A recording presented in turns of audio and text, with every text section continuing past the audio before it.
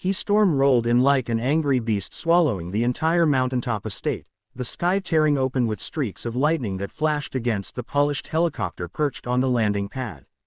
The wind howled so violently it bent the fir trees sideways, and the rain hit the ground with the force of thrown stones. The air smelled of soaked concrete, burning metal, and fear. Inside the helicopter, Evelyn Hart, one of the most feared and brilliant billionaires in the global tech world, clenched the edges of her seat until her knuckles whitened. Her breath came in short, unsteady bursts. She had survived corporate wars, hackers who tried to tear down her empire, and enemies who stalked her shadow for years, but at that moment, none of that meant anything. The engine sputtered again, coughing angrily like a wounded animal, and then a violent burst of sparks flew from the back of the compartment, dancing dangerously close to the exposed fuel lines. The pilot cursed under his breath and tried to shut down the system, but the controls fought back, flickering erratically. "We need to get out," he shouted over the roar of the storm, his voice cracking with urgency.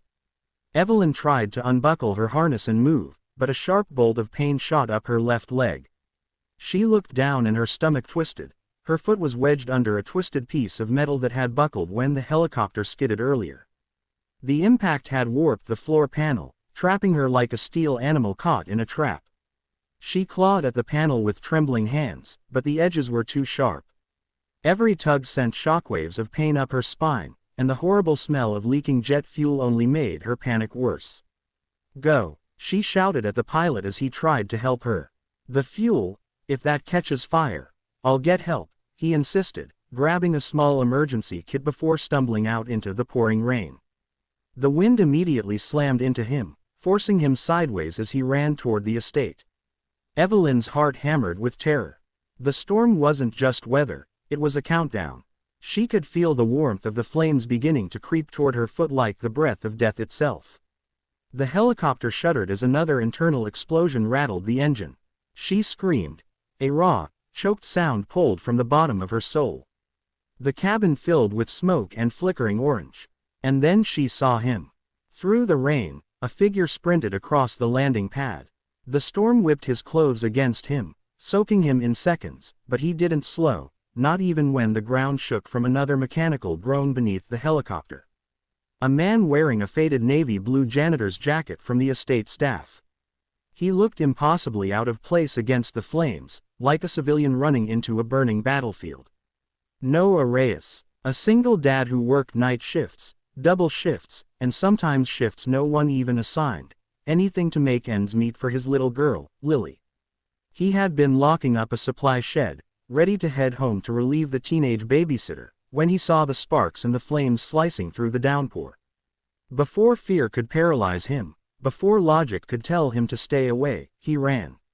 "Stop," Evelyn screamed as he climbed onto the landing skid of the helicopter. "Leave me, it's going to explode. I'm not leaving without you," Noah shouted through the storm, gripping the frame of the helicopter door. The burning metal seared the gloves on his hands, but he didn't pull away. He forced himself inside, coughing against the smoke. The heat was brutal, like standing inside an open furnace. He reached her side in 2 strides. "You shouldn't be here," she gasped. "You're going to die." Noah crouched beside her and examined the twisted panel trapping her leg. "I've got a daughter at home," he said calmly, voice steady despite the chaos. "And she needs me alive. So that means we're both getting out of here." Her breath hitched. Something about the certainty in his voice stopped the spiral of panic in her chest, even for a moment.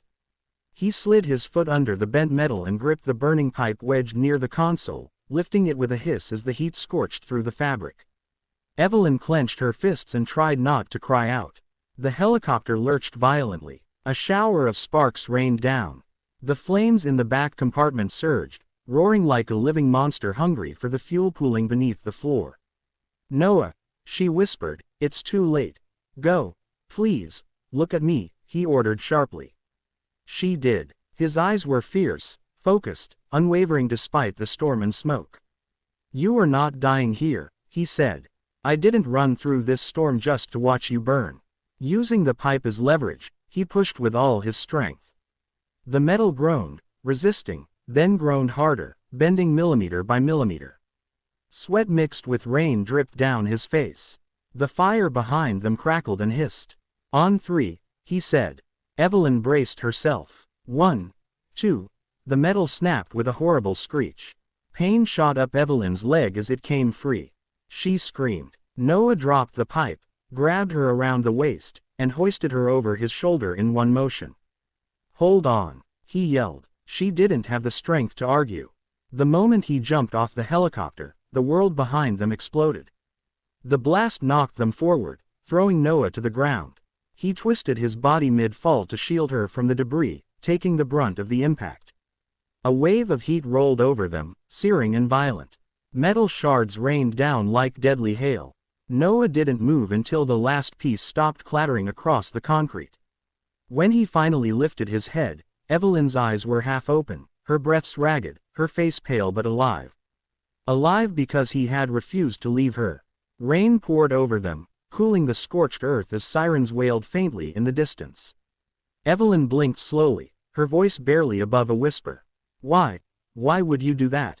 Noah swallowed hard and helped her sit upright, careful of her injured leg. "Because nobody should die alone," he said. "Not even a billionaire." Part 2. Hours after the explosion, the flames finally died down, leaving nothing but twisted metal and blackened earth where the helicopter had been. Emergency crews combed the area, shouting instructions, hauling equipment, and rushing to put out small flare-ups. Evelyn sat on a stretcher nearby, a blanket wrapped around her shoulders, rain still dripping from her hair. Her leg throbbed with every heartbeat, but the pain wasn't what shook her. It was the memory of Noah's hands gripping the burning pipe, his voice cutting through her panic. The moment he threw himself over her as the world blew apart. No one had ever done something like that for her. Not family, not colleagues, not former lovers who adored her wealth more than her humanity. The EMTs checked her vitals, shining flashlights into her eyes, but she kept looking toward the man who paced a few feet away, still drenched, still coughing from the smoke. Noah held his arms crossed against his chest, both from the cold and because he didn't know what to do with himself. He wasn't supposed to be part of her world. He fixed leaky pipes and polished floors. She signed billion-dollar contracts and led tech summits. They lived in different universes. Yet tonight, he'd been the only person who didn't hesitate to bleed for her. When an EMT finally stepped away, Evelyn motioned to Noah with a trembling hand. He hesitated for a moment, then walked over. "They're taking you to the hospital soon," he said softly. She nodded. "I know. Your leg's not broken," he continued. "That's good. They said it's mostly bruising." "Noah," she whispered. He stopped rambling. She looked up at him with eyes still damp, not from rain. "You saved my life," she said. He looked away, uncomfortable with the weight of the words. "Anyone would have tried." "No," she cut in gently but firmly. "Most people would have watched from a window and prayed someone else stepped in." He had no response. She studied him for a long, quiet moment. "Do you have to go home now?" "My babysitter leaves in 30 minutes, he said. "Lily, my daughter. She'll be alone if I don't get there." Evelyn exhaled slowly, the pain in her leg a dull throb now. "Go," she said softly. "You've done enough for me." He nodded, but before he turned, she reached out and lightly grabbed his wrist. Her voice was fragile, almost unsure. "Noah, could I meet her?" His eyes widened. "Lily." "Yes," she whispered. "I'd like to thank the little girl who raised a man brave enough to run through fire." He hesitated, battling between disbelief and confusion. "She's shy," he warned. "And careful around strangers." "So am I," Evelyn said with a tired smile. "But I want to try."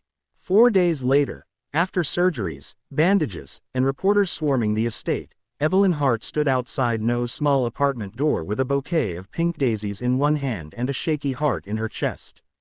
She wore simple clothes, soft sweater, loose pants, nothing like the sharp armor she normally used to face the world. Her injured leg was wrapped, and she leaned slightly on a crutch. The hallway smelled faintly of someone's burned dinner and detergent. She raised her hand to knock but hesitated. What if Lily was scared of her? What if Noah regretted letting her in? Before she could overthink it, the door opened. A small girl with curly dark hair and big brown eyes peeked out, wearing pajama bottoms with stars on them and holding a juice box. Lily blinked at the billionaire she'd seen only on news screens. Evelyn lowered herself slowly, wincing, to be closer to eye height and offered the daisies. "These are for you," she said softly.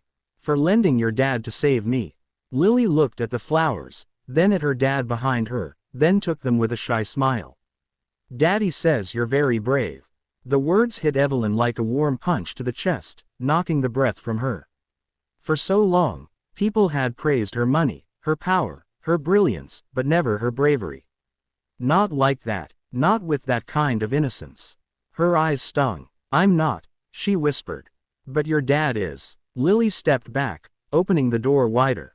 "Do you want cookies? Daddy made some. They're kind of burnt." Evelyn laughed, a sound Noah had never heard from her. It was soft, surprised, almost embarrassed. "I'd like that," she said.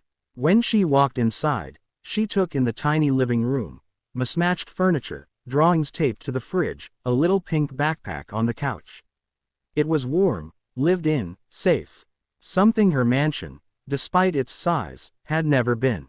Noah handed her a mug of cocoa, apologizing for the mismatched mugs. Lily sat beside her on the couch, scooting close enough to lean against Evelyn's arm. Noah watched the two of them as if he wasn't sure whether he was dreaming. The billionaire who had survived a helicopter explosion was now sitting in his home, wrapped in a borrowed blanket, sipping cocoa while listening to Lily explain her school project. Evelyn listened like it was the most important story on earth. In that little apartment, with the hum of the old heater and the faint rattle of the window from the wind, Evelyn felt something she hadn't felt in years: peace. Not power, not fear, not pressure, just peace. She looked at Noah, over Lily's head. He looked back. The unspoken truth hung between them. The explosion had changed everything. It shattered more than metal. It shattered walls, hers, his, the invisible ones built by class and distance and pain. And in the broken pieces, something new had begun to form. Something terrifying, something beautiful, something she wasn't sure she deserved. But she wanted it anyway. Because in that tiny living room, for the first time in her life, she wasn't the billionaire on the cover of magazines. She was just a woman who had almost died, and was now holding onto the two people who made her want to live differently. And she silently vowed that she would never forget the moment she screamed, "Leave me," into the storm, only for a single dad with nothing to lose to run straight into the fire and save her life.